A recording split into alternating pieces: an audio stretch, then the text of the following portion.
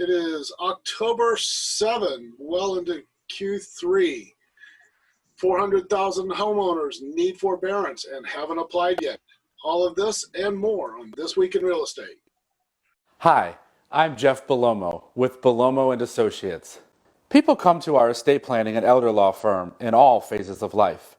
We believe in education and teaching a client what they need to know and what to expect before it happens through our free educational workshops. We understand that estate planning is more than documents. It is about relationships. At Belomo and Associates, we build relationships and we educate our clients.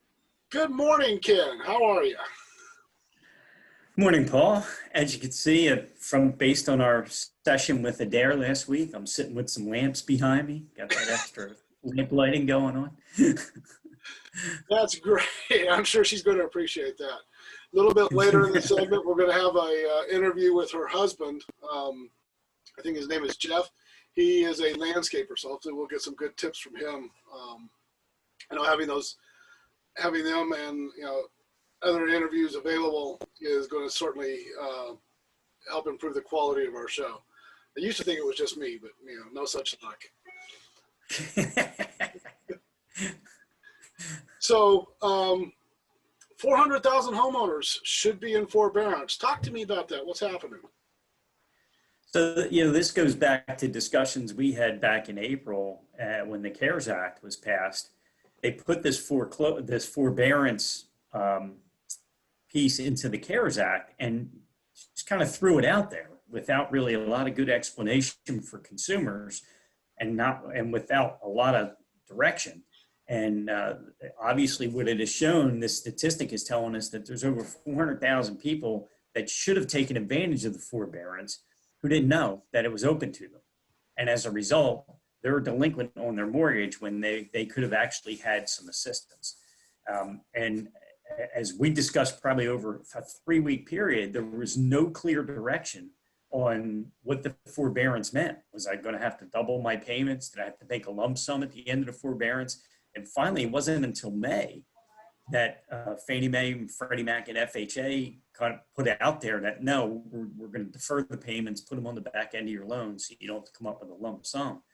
So, it's the dangers of sometimes passing legislation, without really getting all of the input from all the players that are involved in it. And, as a result, we got people that missed the boat and, hopefully they're going to be able to somehow be able to take advantage of it. I know servicers are trying to reach out to people and make sure that they understand that forbearance option was out there for them. But, it's a shame to see that because there was relief there for people and they missed it. So is that gone now?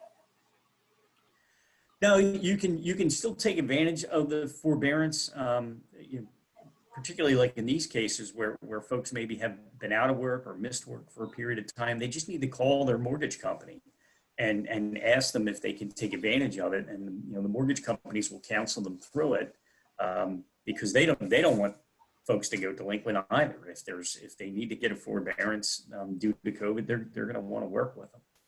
Gotcha. Let's see, other big headlines. Economically, things are still pretty much the same. The economic numbers are mixed. From what I'm hearing from the market, from Wall Street, is everybody's kind of waiting just to see what happens with the election. Along those same lines, there was a story on Realtor Magazine, and we've been talking about this for a while, but they kind of took a different approach, that people are leaving the high-price markets of California and New York, and they're moving to the lower-price markets.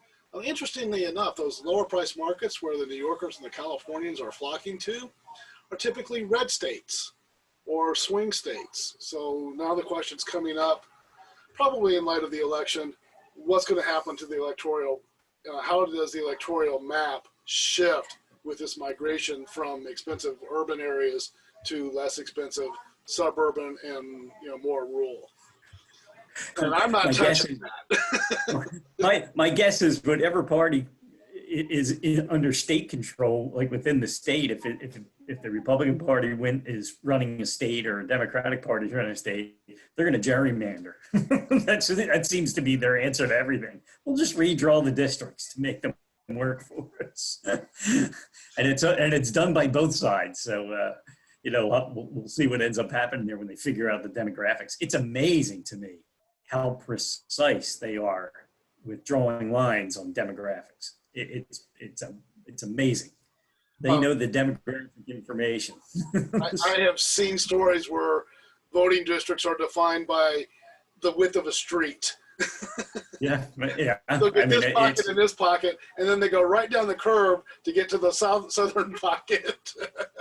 Yeah, it's a pretty amazing science, and they definitely will take advantage of it. Whichever party's in power, they've both done it over the years, and now they can do it with unbelievable precision.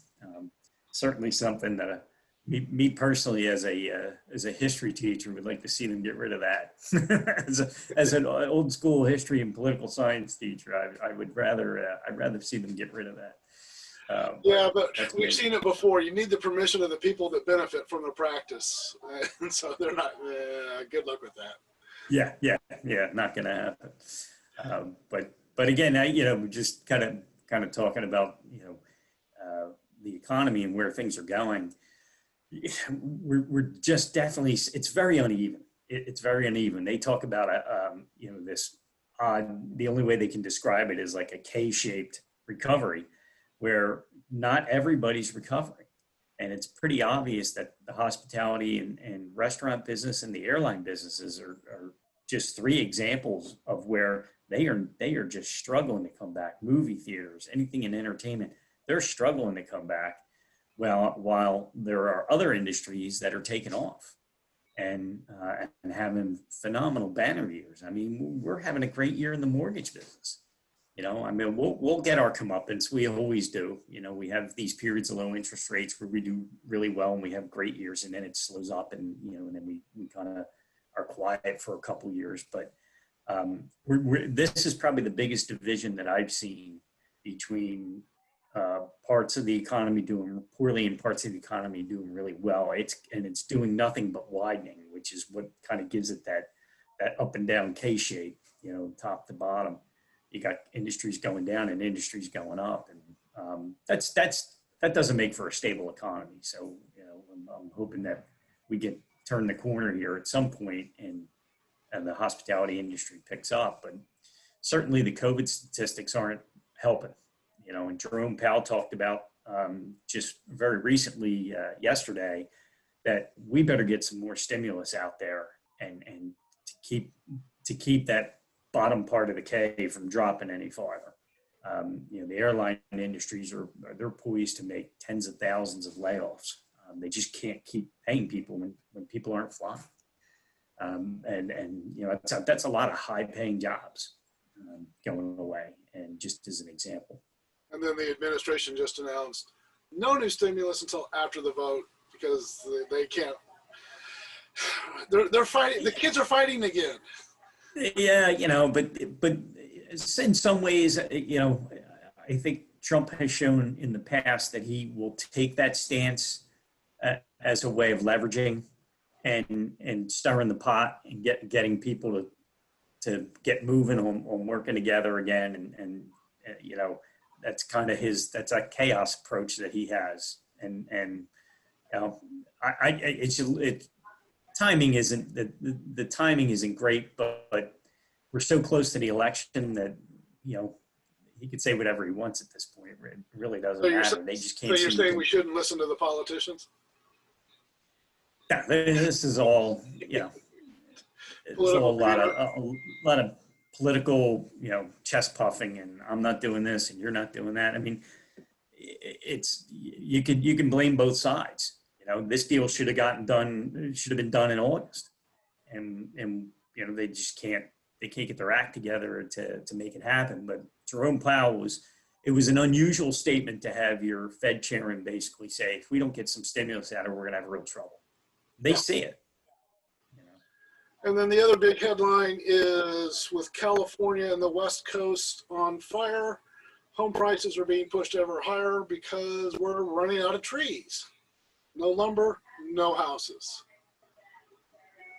Well, this lumber shortage, it's being aggravated by the fires. But if you look at the cost of construction, it's been going up for the last 3-4 years, and it's been one of these problems. And lumber's been kind of the main culprit to it. The cost of lumber has been continuing to go up, and as a result, we've seen house prices in the new construction realm just every time they're going up. Hey, if you don't buy by this date, we can't guarantee your price because lumber prices are going to go up. I mean, that refrain's been out there for more than a year. It's been closer to 3 years that we've been hearing this. So these shortages aren't new. They're just being exacerbated by what's going on in the West right now. So more just kind of wait and see. If you're a seller, it's a great market. If you're a buyer, you got to be persistent. Wrote an offer on a house this last week, and we were in competition with 25 other buyers. So it's just, I don't know, it's just insane that there's that many buyers for one house, but there are. It's really a shame for buyers. For sellers, yeah, I mean, if you even had an inkling of selling, this is the right time to do it. If you can be a seller and have a plan to sit on the sidelines for a year or two, well, you're really in the catbird seat. You'll get the highest price you can for your house and probably get a nice discount in 2 years on the one you're buying. Yeah. And, just real quickly, because I know we're running out of time. And we've been talking before, the financial news is making it look like 2021 is going to be a real roller coaster ride in the financial markets. So if you're hoping that all this is going to go away at the end of this year, I think this is just a warm-up phase. Yeah, things are gonna look decent going into as we turn the corner and we get into the second quarter. It's the end of the second quarter that we may see the other shoe drop.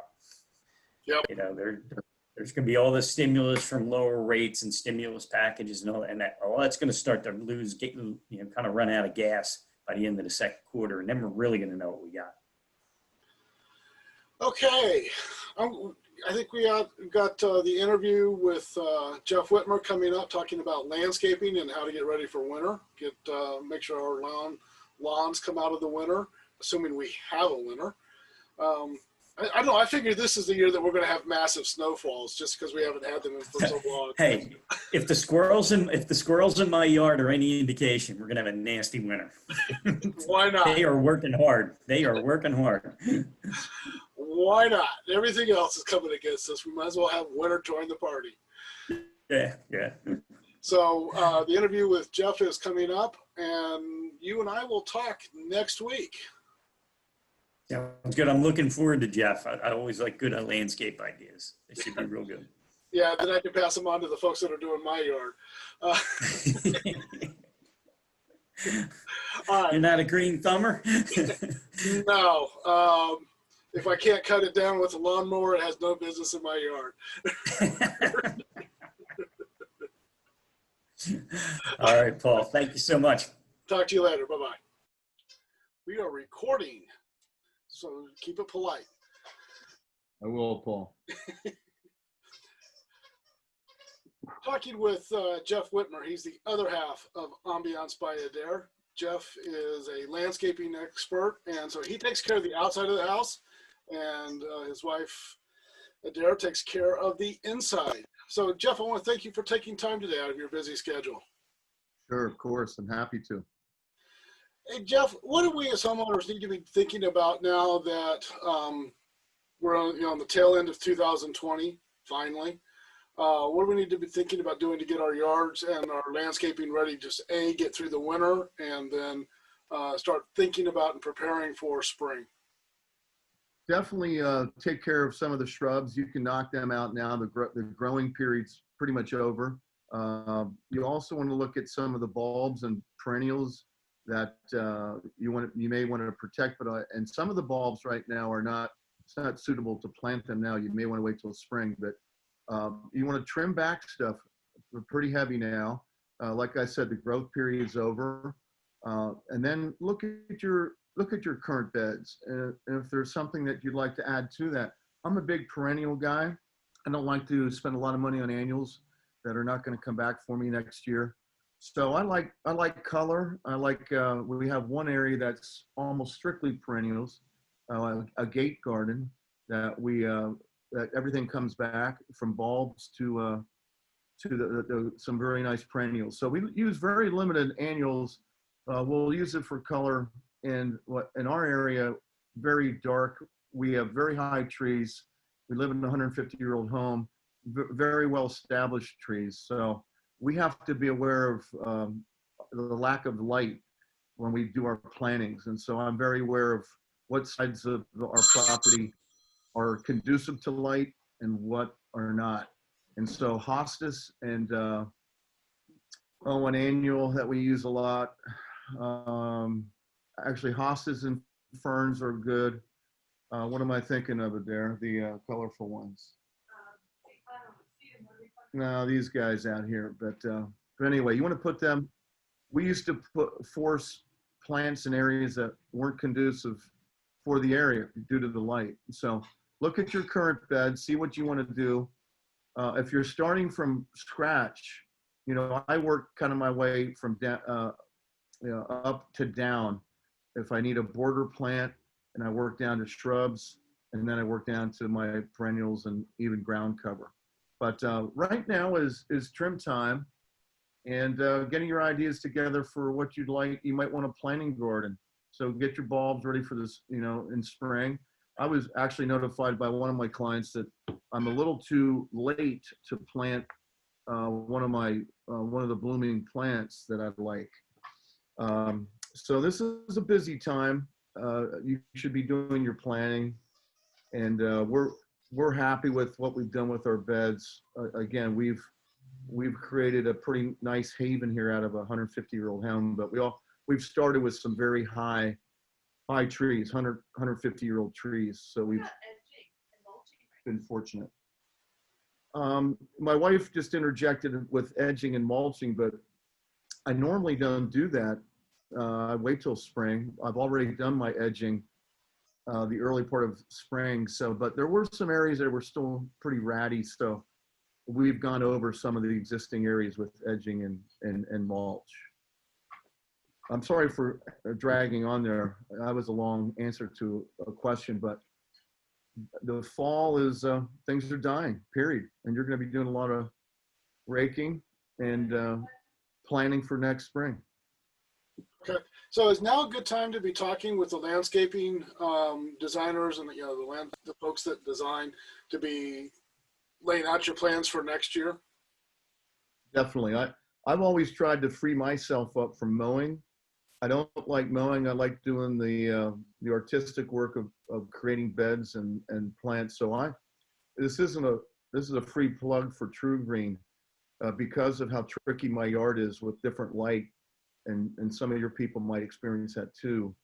I have them treating my yard, and you can do that for $400 or $500 with them and get 6 treatments where our lawn has never looked better as a result of them. I never like pulling out the mower and pulling out the seeder and everything else. They'll actually plug and seed your yard.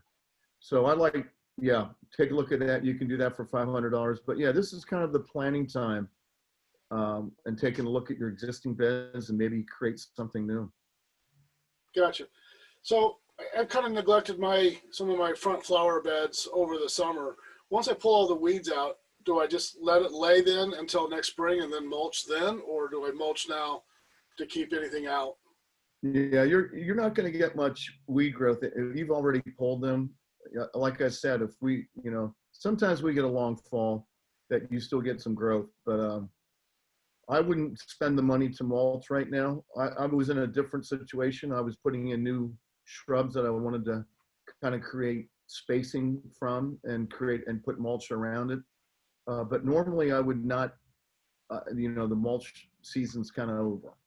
Gotcha. But no, you've pulled when you say your flowering bed, do you have annuals in there or perennials? Do you know? Actually, it's more shrubs along the front of the house. We've got some shrubs that have been put in there. Yeah. Just add a little bit of curb appeal. I'm a big fan of azaleas to give me color in May. I'm a big fan of boxwoods. I don't like plants, like fire bushes that are good border plants, but they'll look like sticks during the winter and fall. So I kind of like evergreens, more of an evergreen that to put in my beds, and then work around that and put some perennials in there. But this is the first year I put a fair amount of bulbs in, and they did pretty well. I might do more. I'm going to do more bulbs next spring. Gotcha. Okay. Jeff, need to keep this a little bit short, but can we reach you through Adair? Is that the best way to reach you? Yes, you sure can. And my career has been as a tennis professional, and I've always had the love for the outside and landscaping, and I've always taken great pride in our property. And so this might be something that I'm 64. I know I look like I'm like 38, but I am 64, and I'm gonna maybe go into this a little bit more full time. We'll see. But no, I'd be happy to answer any questions, and even if anybody would like to visit our property, I think we have a good example of what your property could look like. We're pretty proud of it. I have driven by it. I think what we're going to do is have people just contact Adair and get the address information from her, just so that it's not blasted out all over the world. That's great. And I forgot to mention, Paul, that really the first thing you should do before sitting down and designing a bed is to pour yourself a margarita. And my margaritas are very good, and I can give you a recipe on that while we're picking out perennials. Hey, that sounds like a plan. Am I allowed to say that? Yes, you're allowed to say that. Well, it was my pleasure. All right. Hey, I appreciate the time, and we'll talk to you later. And say hi to Adair. Will do, Paul. Thank Thanks. you. Bye-bye. Bye-bye.